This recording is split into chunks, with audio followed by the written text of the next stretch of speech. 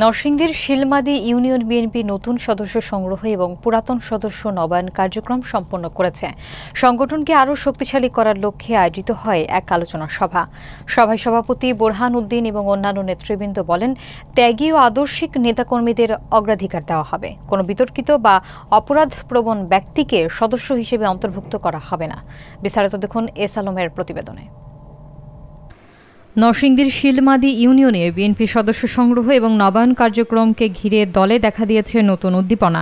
স্থানীয় নেতৃত্ব জানিয়েছে, সংগঠনকে সাংগঠনিকভাবে আরও সুসংগঠিত করতে এই উদ্যোগ নেওয়া হয়েছে। ইউনিয়ন বিএনপির সভাপতি বোরহান উদ্দিনের সভাপতিত্বে অনুষ্ঠিত আলোচনা সভায় উপস্থিত ছিলেন বণিক সমিতির সভাপতি বাবুরহাট সিনিয়র সহসভাপতি মেরাজুল হক এবং অঙ্গ ও সহযোগী সংগঠনের বিভিন্ন পর্যায়ের নেতাকর্মীরা। সভায় বক্তারা উল্লেখ করেন, দলীয় আদর্শে বিশ্বাসী ও ত্যাগী কর্মীদেরকেই ভবিষ্যৎ নেতৃত্বের জন্য বেছে নেওয়া হবে।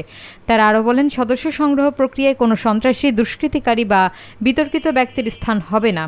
নেতারা আরও জানান, পুরো প্রক্রিয়াটি স্বচ্ছ ও শৃঙ্খলাবদ্ধভাবে সম্পন্ন হচ্ছে, যাতে দলের সাংগঠনিক ভিত্তি আরও মজবুত হয়।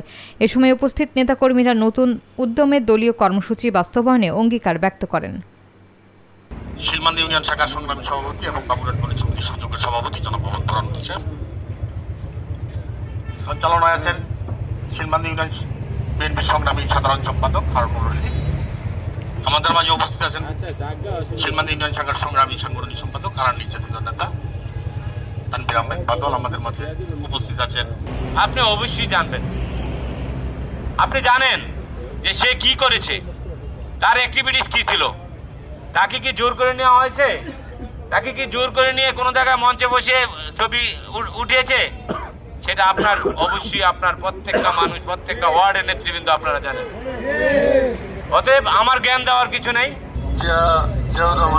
আমলে ছিল, তারপরে বেগম খালেদা জিয়ার আমলে ছিল, যারা 18 সনে আমরা পাওয়া গেছে না আমাদের সদস্য হওয়ার জন্য। ওই সময় একটা ফ্যাসিস্ট সরকারের আমলে যারা বিগত দিনে আওয়ামী লীগের সাথে শহর করেছে এবং আওয়ামী লীগের সাথে মিটিং করেছে।